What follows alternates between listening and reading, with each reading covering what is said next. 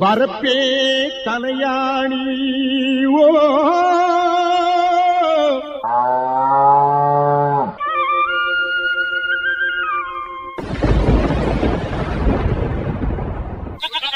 வாய்க்காலே பஞ்சுமெத்தே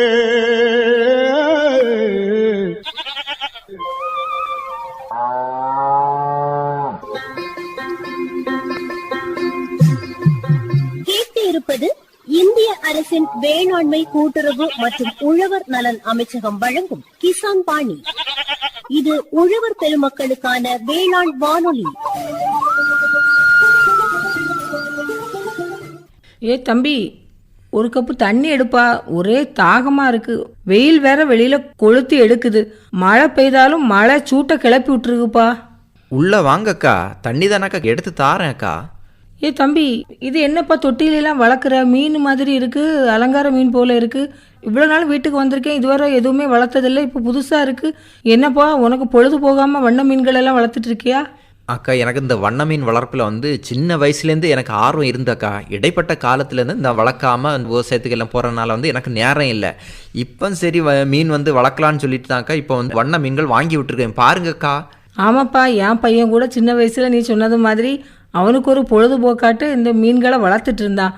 ஒரு குறிப்பிட்ட காலம் ஆன பிறகு நம்மளுக்கு பராமரிக்க முடியாது, இந்த மாதிரி சில விஷயங்கள்னால நானும் விட்டுட்டேன்.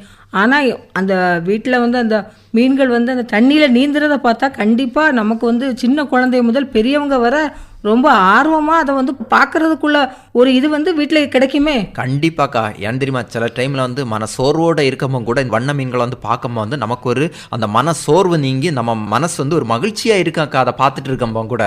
ஆமாம் தம்பி, அதே போல தான் அந்த வெளிநாட்டில் கூட நிறைய வாஸ்து மீன் அந்த மாதிரிலாம் மீன்கள் வந்து வீட்டில் வந்து வளர்க்குறாங்க. அதே போல் நிறைய வீடுகளில் பார்த்தோம்னா இந்த மாதிரி லவ் பேர்ட்ஸு, அதுக்கப்புறம் வந்து இந்த மாதிரி வண்ண மீன்கள், இந்த மாதிரி பொழுதுபோக்கு அம்சத்துக்காக வேண்டிய சில விஷயங்களை வந்து நல்ல விஷயங்களை பண்ணிட்டு இருக்காங்க. சரி தம்பி, 2 தொட்டியில தனித்தனியா போட்டிருக்க. இது என்ன மீனுப்பா? இது தனியா போட்டிருக்க, அது தனியா போட்டிருக்க. ஏன் எல்லாத்தையும் ஒன்னா போட வேண்டியது தானே? அக்கா, இது வந்து குட்டி போடுற மீன். இந்த தொட்டியில் பாருங்கக்கா, இது வந்து முட்டை போட்டு குஞ்சு பொரிக்கிற மீன் அக்கா. ஓ, குட்டி போடுற மீன் தனியா இருக்கு, முட்டை போட்டு குஞ்சு பொரிக்கிற மீனும் தனியா இருக்காப்பா? ஆமாக்கா. இந்த குட்டி போடுற மீனுன்னு பார்க்கும்போது கப்பி, மாலி, சோட்டல் இந்த மாதிரி மீன் வந்து குட்டி போடும்.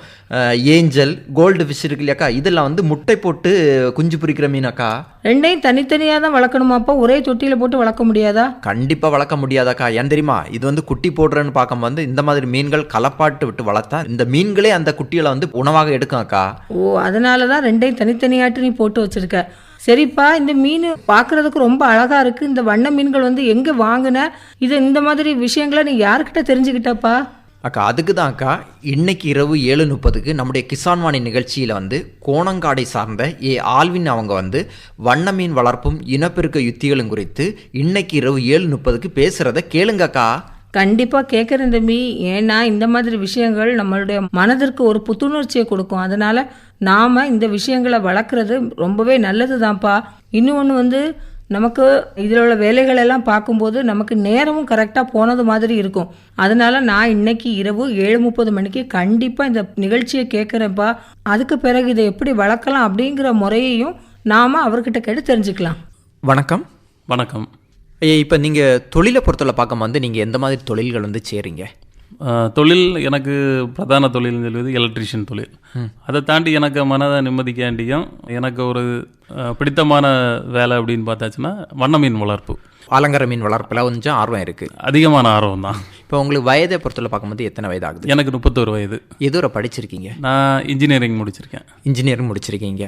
முடிச்சுட்டு வந்து நீங்கள் வந்து முக்கிய தொழில்னு பார்க்கும்போது இந்த எலக்ட்ரிஷியன் தொழில் பார்க்குறீங்க. அது கூட பார்க்கும்போது நீங்கள் இந்த வண்ண மீன் வளர்ப்பில் வந்து அதிக ஆர்வம் காட்டுறீங்கன்னு சொன்னீங்க. அப்படி பார்க்கும்போது நீங்கள் இந்த வண்ண மீன் வளர்ப்பை பொறுத்தவரை பார்க்கும்போது உங்களுக்கு எப்படி ஆர்வம் ஏற்பட்டது? வண்ண மீன் வளர்ப்பு சின்ன வயசுலேருந்து ஒரு ஆர்வம். அப்புறம் அதுக்கு இனப்பெருக்க முறைகள் என்ன அப்படின்னு தெரியாமல் இருந்தது எனக்கு. அதுக்கப்புறம் அதை சின்ன சின்ன நுணுக்கங்கள் அது கண்டுபிடிச்சப்புறம் இது நம்மளும் வளர்த்தா நல்லா இருக்குமே அப்படின்னு வளர்த்தோம். முதல்ல விளையாட்டாக சின்ன சின்ன தொட்டிகளில் பானைகளில் அப்படி வளர்த்தது. அப்புறம் வியாபாரமாக வளர்ப்போம் அப்படின்னு சொல்லி நேரம் இது தொழிலாகவே அப்படி ஆகிட்டு. இப்போ வந்து உங்களுக்கு வந்து சின்ன வயசுலேருந்து பார்க்கும்போது இந்த அலங்கார மீன் வளர்ப்பில் வந்து ஆர்வம் ஏற்பட்டுன்னு சொன்னீங்க. சரி, இந்த படித்து முடிச்சுட்டு இப்போ வந்து இந்த தொழில் செய்யவும் கூட வந்து இந்த ஆர்வத்தில் வந்து உங்களுக்கு முக்கியத்துவம் இருந்து நிறையவே இருந்து படிப்பை முடிச்சுட்டு அந்த டைமில் என்னென்னா அதற்கான பயிற்சிகள்லாம் நான் நிறைய ஈடுபட்டேன். அலங்கார மீன் வளர்ப்பு. அப்போ அந்த பயிற்சிகளுக்கு விளைவு தான் நான் இந்த மாதிரி தொழிலாக பண்ணணும் உள்ள ஒரு முடிவுக்கு எனக்கு தள்ளினது. அது இப்போ நல்லா தான் போயிட்டு இருக்கு. இப்போ பயிற்சியை பொறுத்தவரை பார்க்கும்போது எங்கே நீங்கள் பயிற்சி பெற்றீங்க? பயிற்சி பொறுத்தவரை நான் நம்ம தமிழ்நாடு அரசு நடத்த பறக்க மீன்வளத்துறை கீழே இருக்கிற அந்த சென்டரில் 3 நாள் பயிற்சி வாங்கினேன். அப்புறம் அது தொடர்பாகவே ரிலேட்டாகவே கண்டினியூவாக ஒரு 3-4 வாட்டிக்கிட்ட பயிற்சியில் ஈடுபட்டேன். அதுக்கு விளைவு தான் இந்த முடிவு. பயிற்சியை பொறுத்தவரை பார்க்கும்போது ஒரு தடவை இல்லை 2-3 தடவை வந்து நீங்கள் பயிற்சி பெற்றீங்க. ஆமாம், ஒரு தடவை பயிற்சினா நமக்கு அதில் உள்ள பிடிமானங்கள் பெருசாக இருக்காது. 2-3 தடவை அதில் ஈடுபடிய நேரம் நமக்கு நம்ம வளர்த்து நம்ம அதில் உள்ள சந்தேகங்கள் எல்லாம் எழுப்பிய நேரம் நமக்கு அதுக்குள்ள தீர்வு கிடைக்கிற நேரம் நமக்கு திருப்திகரமாக இருக்கும்.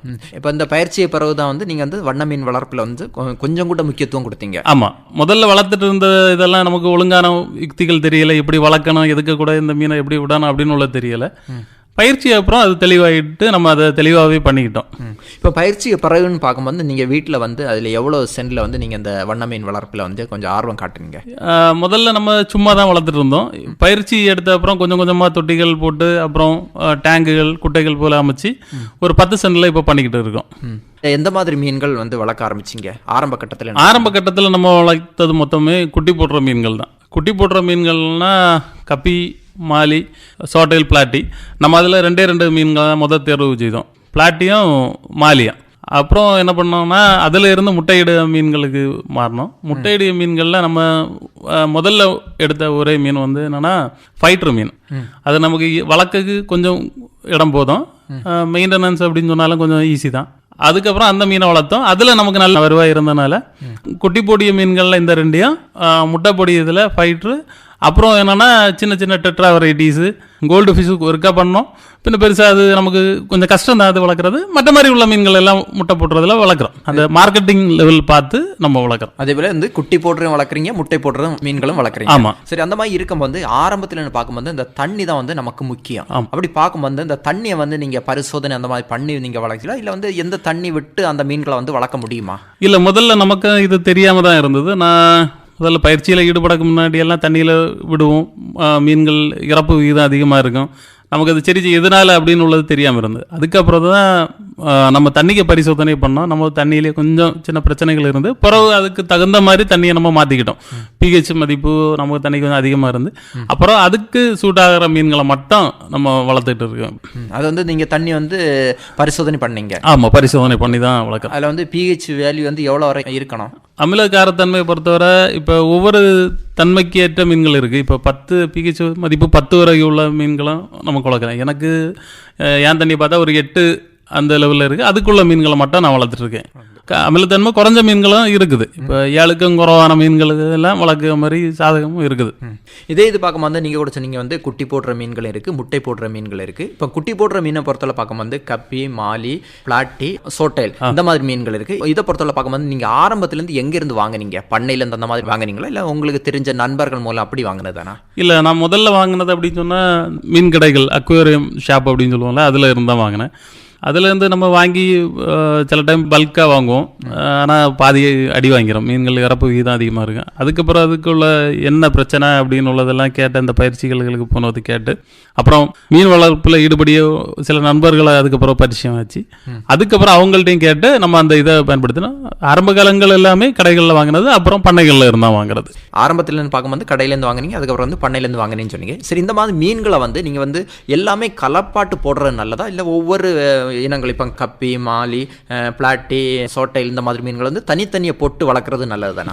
அலங்கார மீனை பொறுத்த வரைக்கும் என்ன அப்படின்னு சொன்னால் அதுக்கு அழகு தான் நமக்கு மதிப்பும் பைசாவும். அப்போ அதுக்கு அழகு கிடாமல் பார்க்கிறது நம்ம தான் பார்க்கணும். கப்பி, மாலி இதெல்லாம் சேர்த்து வளர்க்க முடியாது. இதில் என்ன அப்படின்னு சொன்னால் பிளாட்டியும் சோட்டையெல்லாம் மியூட்டேஷன் ஆகிரும். அப்போ அது நமக்கு மார்க்கெட்டில் பெரிய ரேட் இருக்காது. அதுலேயும் என்ன ஒன்றுன்னா ஒவ்வொரு கலரையும் தனித்தனியாக நம்ம வளர்த்தோம் அப்படின்னு சொன்னால் நமக்கு அந்த மார்க்கெட் டிமாண்டுன்னு சொல்லிது நல்லாவே இருக்கும். கொலாப்ஸ் ஆக்கி வளர்த்தோம் அப்படின்னு சொன்னால் நமக்கு தான் கொஞ்சம் கஷ்டமாக இருக்கும். சரி, இந்த மாதிரி அலங்கார மீனை பொறுத்தவரை பார்க்கும்போது அந்த இனப்பெருக்கத்துக்கு தயாராகும்னு பார்க்கும்போது சில மீன்கள் வந்து குட்டி போடும், சில மீன்கள் வந்து முட்டை போட்டு குஞ்சு பொரிக்கிறது. அந்த மாதிரி பார்க்கும்போது இனப்பெருக்கத்துக்கு காலம்னு பார்க்கும்போது எத்தனை மாதங்கள் வரை ஆகும்? வண்ண மீன் இனப்பெருக்கம் அப்படின்னு சொன்னால் அது பருவ முதிர்ச்சி அப்படின்னு சொல்லுவோம். அந்த பருவ முதிர்ச்சி வந்து சில மீன்களுக்கு மீன்கள் மாறுபடும். சில மீன்கள் ஒரு 4 மாதத்துல இருந்தே அதுக்கு பருவத்துக்கு வந்துடும். மீனுக்கு அளவு எடை அதை கணக்கு பண்ணி தான் நம்ம இது பண்ணுறது. அந்த மாதிரி உள்ள மீன்களை மட்டும் நம்ம இனப்பெருக்கத்துக்கு பயன்படுத்துவோம். குறிப்பாக ஒரு கப்பி மாலி எல்லாம் ஒரு 4 குஞ்சு பருவத்தில் இருந்து ஒரு 4 மாதம் 5 மாதத்திற்குள்ளே பருவத்துக்கு வந்துடும். நம்ம அதை இனப்பெருக்கத்திற்காண்டி பயன்படுத்தலாம். சரி, இந்த குட்டி போடுற மீனை பொறுத்தவரை பார்க்கும்போது இந்த தாய் மீன் வந்து அந்த குட்டிகளை வந்து எப்படி பாதுகாக்கிறது? இப்போ சில மீன்களை பொறுத்தவரை பார்க்கும்போது சில மீன்களே வந்து இந்த குட்டிகளை வந்து உணவாக எடுக்கிறதுக்கு வாய்ப்பு இருக்குது. அப்படி பார்க்கும்போது இந்த தாய் மீன் வந்து எப்படி பாதுகாப்போடு இருக்குது? இனப்பெருக்க இதில் வந்து என்னென்னா, குட்டியிடும் மீன்களோட முட்டையிடும் மீன்களுக்கு நம்ம கவனம் அதிகமாக கொடுக்கணும். ஏன் அப்படின்னு சொன்னால், அது முட்டையிட்டதுல இருந்து ஒவ்வொரு மீனுக்கும் ஒவ்வொரு விதமான பண்புகள். சில மீன்கள் என்னன்னா அந்த முட்டையை பத்திரமா அதாவே பாதுகாத்துடும். சில மீன்கள் அதுக்கு முட்டையை அதாவே சாப்பிட்றோம். சில மீன்கள் அந்த முட்டையை கவனிக்கவே செய்யாது. அப்போ இந்த மாதிரி தன்மை இருக்கிறதுனால குட்டியிடும் மீன்களில் நம்ம அதிகமாக செய்யறது என்னன்னா, முட்டையை இனப்பெருக்க தொட்டி மாதிரி ஏதாவது ஒன்று அமைச்சிட்டு அதில் முட்டையை இட்டுட்டு தாய் மீனை மாற்றிடும். ஏஞ்சல் அந்த மாதிரி மீன்களுக்கு என்னன்னா, அதுவாகவே முட்டையை ரொம்ப பாதுகாப்பாக அது பார்த்துடும். குட்டிகளையும் முட்டையும் அது ரொம்ப பாதுகாப்பாக பார்க்கும். ஏஞ்சல் மீனை பொறுத்தவரை வண்ண மீனில் கோல்டு ஃபிஷ்ஷு, அப்புறம் கோய்கண்டை, இந்த மாதிரி நிறைய மீன்கள் இருக்குது. இது என்னன்னா முட்டையை அதுவாகவே சாப்பிட்டோம். முட்டையை போட்டுட்டு அதுக்கு சாப்பிட்றோம். அந்த மாதிரி பார்பு வெரைட்டிஸ் எல்லாம் என்ன அப்படின்னு சொன்னால், அதுக்கு முட்டைகள் கீழே ஒரு மாதிரி செதறி, நம்ம முத்துக்கள் செதறின மாதிரி அது செதறி போயிடும். அது என்னன்னா கல்லோளுக்கு இடையில இல்லைன்னா அதையெல்லாம் செக்யூர் பண்ணாக்கு நம்ம நெட்டு மாதிரி ஏதாவது ஒரு அமைப்பு வச்சு அதுக்குள்ள மீனை விட்டு அந்த முட்டையை நம்ம தனியாக பிரித்து எடுத்து அந்த மாதிரி வளர்க்கணும். அப்போ தான் அது சேஃபாக இருக்கும். சரி, அந்த மாதிரி முட்டைகளை வந்து நீங்கள் எப்படி பிரித்து எடுக்கிறீங்க? அதுக்குள்ளே வந்து நம்ம அந்த ஏதாவது பிளான்ட் அந்த மாதிரி போட்டு வைக்கிறீங்களா, இல்லை வந்து சும்மாவே தண்ணியில் போட்டு அப்படி விட்டுருக்கே தானே? ஆமாம், இப்போ கோல்டு ஃபிஷ்ஷை பொறுத்தவரை அப்படின்னா, நம்ம இனப்பெருக்கத்துக்காண்டி பாசிகள் இல்லை அப்படின்னு சொன்னால் ஏதாவது நைலான் ரோப்பு மாதிரி உள்ள சிஸ்டங்கள் ஏதாவது நம்ம செட் பண்ணுவோம். மற்ற மாதிரி ஏஞ்சல் ஃபிஷ்ஷுக்கு கிளாஸ் பீஸ் இல்லைன்னு ஒரு டைல்ஸ் பீஸ் அப்படி ஏதாவது ஒன்று சரிச்சு வைப்போம். அதெல்லாம் அந்த முட்டையை ஒட்டி சேஃபாக வச்சிடும். ஃபைட்ரு அப்புறம் கௌரா அந்த மீன்களை எல்லாம் பொறுத்தவரை அது நுர மாதிரி ஒரு கூடு கட்டும். அதுக்குள்ளே அதுக்கு முட்டையை வச்சு அந்த முட்டையை பாதுகாப்பாக அது வச்சு பார்த்துடும். அப்புறம் சீப்ரா டேனியோ, அப்புறம் பார்போ வெரைட்டிஸ், இதெல்லாம் என்னென்னா முட்டைங்களை அதுக்கு தெரியாது. அந்த ரொம்ப பொடிசாக இருக்கும், நமக்கே கண்டது கொஞ்சம் கஷ்டமாக தான் இருக்கும் பார்க்கக்கு. அதோட இல்லைன்னா நம்ம நெட்டு மாதிரி ஒரு சிஸ்டம் வச்சு அதுக்குள்ளே தாய் மீனை விட்டு அதுக்கு கீழே இருந்து நம்ம முட்டை கீழே ஆயிரும். அப்புறம் நம்ம நீர் தாவரங்கள் ஏதாவது வேலிசினேரியா பாசியோ ஏதாவது ஒன்று போட்டுட்டு இந்த தாய் மீன்கள் மொத்தத்தையும் மாற்றி விட்டுட்டா அந்த டேங்கில் நம்ம குட்டிகள் பாதுகாப்பாக இருக்கும். இது பார்க்கும்போது அந்த முட்டை போடுற மீனாகட்டும், அதே போல் அந்த குட்டி போடுற தாய் மீனை வந்து நீங்கள் பிரித்து தனியாக விட்டுருவீங்க? ஆமாம், விட்டுருவோம். அப்போ தான் அந்த பாதுகாப்பான நமக்கு குஞ்சுகள் கிடைக்கும். கவுண்டிங்காக ஜாஸ்தியாக இருக்கும். நம்ம எண்ணிக்கைகள் அடிப்படையில் பார்க்க நேரம் அதிகமாக இருக்கும். இந்த இனப்பெருக்கத்துக்காக உள்ள மீன்களை வந்து நீங்கள் தனியாக விட்ட பிறகு அந்த குட்டிகளும் அந்த முட்டை போட்டு எத்தனை நாள் பிறகு அந்த குஞ்சுகள் பொறிக்க வாய்ப்பு இருக்குது? ஒவ்வொரு மீனுக்கு முட்டையிலேருந்தும் மாறுபடும். சில மீன்கள் 48 மணி நேரத்தில் பொறிக்கும், சில மீன்கள் 12 மணி நேரம், சில மீன்கள் 36 மணி நேரம் வரைக்கும் இருக்குது. அது முட்டையிலேருந்து பொறிச்சு வெளியே வரைக்கும். அது அந்த குஞ்சுகளை வந்து நீங்கள் அதிலே விட்டுருப்பீங்களா, இல்லை வந்து அந்த குஞ்சுகளை வந்து தனியாக பிரித்து எடுத்துருதானா? இல்லை, குஞ்சுகளை பிரிக்க மாட்டோம். குஞ்சுகள் ஏன்னா பிரித்தா நமக்கு ரொம்ப கஷ்டம், சிரமம் தான். குஞ்சுகள் இறப்பு விகிதம் ரொம்ப அதிகமாக இருக்கும், நம்ம கஷ்டமாகவும் வருது. அதனால் அதை வளர்றது அந்த தொட்டிலே விட்டுருவோம். அதுலேயே நம்ம தண்ணிக்கு தான் சேஞ்ச் பண்ண வேண்டியிருந்தால் அதில் வச்சு சேஞ்ச் பண்ணிக்கிறே தான். குட்டிகளுக்கு சேதாரம் இல்லாமல் அதில் வச்சு நம்ம பண்ணிக்கிறே தான். எத்தனை நாளைக்கு பிறகு வந்து அந்த குட்டிகளை வந்து மாற்றுறீங்க? குட்டிகளுக்கு இப்போ நம்ம வளர்ந்து வர தெரியும். ஒரு குட்டி வளர்ந்து ஒரு 2 இல்லது 3 நாளுக்கு அந்த முட்டையில் உள்ள கருவே அதுக்கு உணவாக தான் இருக்கும். நம்ம தனியாக இற கொடுக்கணும் அப்படின்னு உள்ள அவசியம் இல்லை. அதுக்கப்புறம் வளர்ந்து வர ஒரு 10-15 நாளுக்கு உள்ளாடி நம்ம வேறு உணவுகள் கொடுக்க ஆரம்பிச்சிடும். அதில் அதுக்கு இது தெரியும், வளர்ச்சி கொஞ்சம் தெரியும். அதுக்கப்புறம் நம்ம மாற்றினா மாற்றிடலாம். இல்லை அப்படின்னு சொல்லியாச்சு அப்படின்னு சொன்னால் நம்ம தண்ணியே ஏற்றி இறக்கும் அப்படின்னு சொல்லுவோம். அந்த மாதிரி பண்ணுவோம். அதனால அதை காப்பாற்றிடலாம். இப்போ இந்த உணவுகள் கூட கொடுக்குறீங்கன்னு சொன்னீங்க. அந்த உணவுல பொறுத்தவரை பார்க்கும்போது எந்த மாதிரி உணவுகள் வந்து நீங்கள் கொடுக்குறீங்க அந்த மீன்களுக்கு? சின்ன குட்டி மீன்களுக்கு அப்படின்னு சொல்லியாச்சுன்னு சொன்னால் ரொம்ப நுண்ணுயிரி சின்ன மெல்லிய குஞ்சுயாக தான் இருக்கும் மீன் குஞ்சுகள். அதுக்கு வாய்க்கு போகிற மாதிரி சின்ன சின்ன ஃபைட்டோ பிளாங்டான், சூ பிளாங்டான், மொய்னா, அப்புறம் ஆர்டிமியா, இந்த மாதிரி உள்ள நுண்ணுயிரிகள் தான் கொடுப்போம். அது புரதச்சத்து, இப்போ ஆர்டிமியாலாம் பார்த்தா அப்படின்னா ரொம்ப புரதச்சத்து மிக்கது. அது மீனுக்கு நல்லதாக இருக்கிறதுனால வளர்ச்சி கொஞ்சம் வேகமாக இருக்கும். சரி, இந்த மாதிரி நுண்ணுயிர்களை பொறுத்தவரை பார்க்கும்போது நீங்கள் எங்கேருந்து வாங்குறதா, இல்லை நீங்களே வந்து அதை வந்து தயார் பண்ணி எடுக்கிறது தானே? இதில் நம்ம தயார் பண்ணுறது தான் அதிகம். இப்போ ஆர்டிமியா அப்படின்னு சொல்ல அதுக்கு எக்கு நமக்கு தனியாக கிடைக்கும். அதை நம்ம கேட்ச் பண்ணி வச்சு குஞ்சுகளை கொடுத்துறேன். மொயினாவும் நம்ம கல்ச்சர் வாங்கி வச்சுட்டு நம்ம ரெடி பண்ணிட்டு கொடுக்குறது தான். ஃபைட்டோ பிளாங்டான், சூ பிளாங்டாங்க அப்படின்னு உள்ள இது இப்போ குளங்குட்டையெல்லாம் கொஞ்சம் அதிகமாக இருக்கும் காலையில். அந்த தண்ணியை ஃபில்டர் பண்ணி அதுங்களுக்கு கொடுக்குறது. குளத்துலேருந்து வந்து அந்த தண்ணியை எடுத்து நீங்கள் குளத்தில் காலையிலன்னா அந்த மேலே தண்ணிக்கு மேலே வரும் அந்த நுண்ணுயிர்கள் எல்லாம் இதெல்லாம் கொஞ்சம் மேலே அதிகமாக இருக்கும். வெயில் படுறது முன்னாடி என்ன அப்படின்னு சொன்னால் அந்த இதில் மேலே வந்துடும். அதை நம்ம என்ன அப்படின்னு சொன்னால் ஃபில்டர் பண்ணி விலை வச்சு எடுத்து கொடுக்கலாம். சரி, இந்த மாதிரி பராமரிப்புன்னு பார்க்கும்போது எப்படி பராமரிக்கிறீங்க? இப்போ அந்த தண்ணிகளை எல்லாம் வந்து மாற்ற வேண்டி இருக்குமா, இல்லை வந்து ஒருக்கே வந்து ஒரு தொட்டியில் விட்டுருக்க தண்ணி வந்து எத்தனை நாளரை வந்து விட்டுருக்கலாம்? தண்ணி இப்போ அப்படின்னு உள்ள கணக்கு இல்லை. அந்த தண்ணிக்கு தரம் எவ்வளோ மோசம் ஆகுது அப்படின்னு உள்ளதை நம்ம பார்த்துட்டே இருக்கணும். இப்போ டெய்லி மாற்றணும் இல்லை அப்படின்னு வாரத்துக்கு ஒன்று அப்படின்னு உள்ளது கட்டாயம் இல்லை. ஆனால் அந்த தண்ணிக்கு தரம் என்ன நிலைமையில் இருக்குன்னு நம்ம பார்க்குறோம், நமக்கு தெரியும். அதுக்கு ஏற்ற மாதிரி அந்த தண்ணியை நம்ம முழுமையாக மாற்ற மாட்டோம், அது ஏற்றி இறக்கும். இப்போ ஒரு 3/4 தொட்டி இறக்கிட்டு 1/4 தொட்டி தண்ணி வச்சு அதில் அதுக்கடுத்து ஒரு 3/4 தொட்டி தண்ணி ஏற்றும், அந்த மாதிரி தான். இதை வந்து நீங்கள் எப்படி சந்தைப்படுத்துறீங்க இந்த அலங்கார மீனை பொறுத்தவரை பார்க்கும்போ? அலங்கார மீனுக்கு இன்னைக்கு சந்தை நிலவரம் ரொம்ப பிரகாசமாகவே இருக்குது. ஏன்னா கன்னியாகுமரி மாவட்டத்தில் எல்லாருக்கும் வீட்லேயும் மேக்சிமம் என்னென்னா ஒவ்வொரு கண்ணாடி தொட்டி வச்சு அதில் மீன் வளர்த்து மன அமைதிக்காண்டி அழகுக்காண்டி நிறைய பண்ணுறாங்க. நம்ம ஊரை பொறுத்தவரை இதுக்கு சந்தை வாய்ப்பு பிரகாசம் தான். நம்ம இப்போ குழந்தைகள், ஸ்கூல் பிள்ளைங்க, அக்வேரியம் ஷாப் நிறைய இருக்குது நம்ம ஊரில். நிறைய பண்ணைகளுக்கும் இருக்குது. நம்ம கொடுத்தா மொத்தமாகவே அவங்க எடுத்துருவாங்க. அதனால் சந்தை நிலவரம் இதுக்கு மோசம் இல்லை. இது பார்க்கும்போது இந்த குட்டி போடுற மீனுன்னு பார்க்கும்போது கப்பி, மாலி, பிளாட்டி, சோட்டைல் இந்த மாதிரி பார்க்கும்போது இந்த மாதிரி கலர் வந்து இந்த மாதிரி கலராக இருக்குது. அலங்கார மீனில் எல்லா கலருமே நமக்கு இந்த மாதிரி தான் இருக்கும். இப்போ சோட்டைல், பிளாட்டி அப்படின்னு சொன்னால் முன்னாடி காலத்தில் ஆரஞ்சு கலர் அப்படின்னு சொல்லுவாங்க. இப்போ அதுலேயே பச்சை, மஞ்சள், சிவப்பு நிறைய அதில் கலரை வகைப்படுத்தி அதில் இனங்கள் நிறைய இருக்குது. இனங்கள் அப்படின்னு சொன்னால் கலரை வச்சு இப்போ பிளாக் மாலின்னு சொல்லுவாங்க, ஒயிட் மாலி சொல்லுவாங்க, கருப்பும் வெள்ளையும் சேர்ந்தது மொசைக் மாலின்னு சொல்லுவாங்க, ஆரஞ்சு மாலி இருக்குது. அதுக்கு கலரை வச்சு தான் அதுக்கு அமைப்பையே நம்ம வகைப்படுத்தியோம். அதனால் அதுக்கு கலரில் பிரச்சனை இல்லை. கலர் வகைப்பாடு தான் நமக்கு இவ்வளவு மீன்களை தாரது. இப்போ முட்டையிடைய மீன்கள்லேயும் கலரு அதிகமான இதுதான் இருக்குது. அதில் நம்ம ஒவ்வொரு மீன்லேயும் ஒவ்வொரு விதமான கலர் வண்ணங்கள் இருக்குது. ஃபைட்டர் ஃபிஷ்ஷை பார்த்தாலே உங்களுக்கு தெரியும். ஃபைட்டர் ஃபிஷ்ஷு கலருக்காண்டி தான் அந்த மீன் அவ்வளவு வியாபாரத்தில் முன்னணியில் இருக்குது.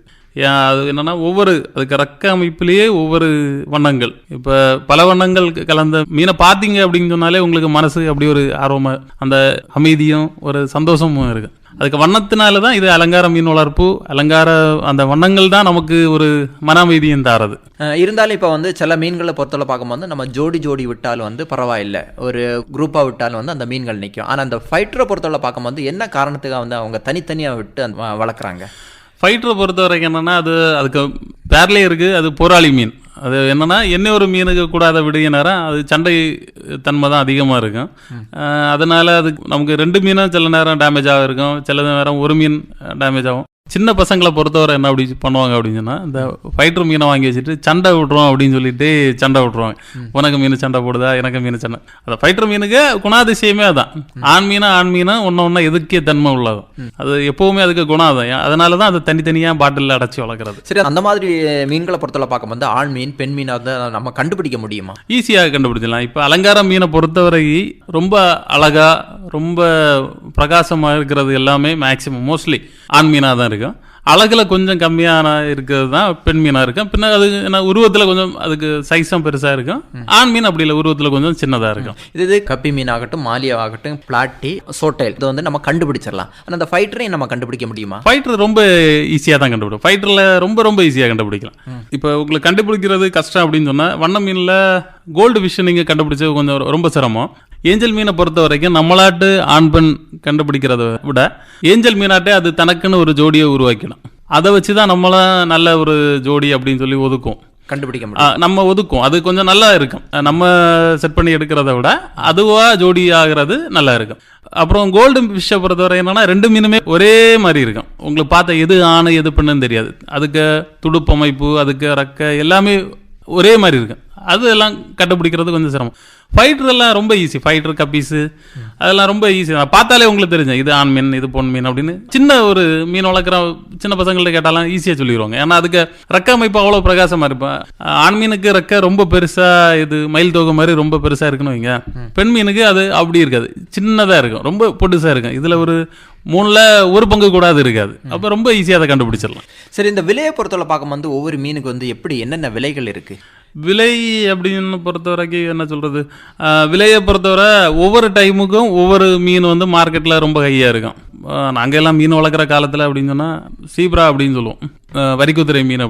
அது என்ன அப்படின்னு சொன்னால் அந்த நேரம் எங்களுக்கு விலையே இருக்காது. ஒரு மீன் 2 ரூபா 3 ரூபா தான் ஒரு ஜோடி. இப்போ அந்த மீன் 40 ரூபா 50 ரூபா விற்குது. ஆச்சரியமாக இருக்கும்.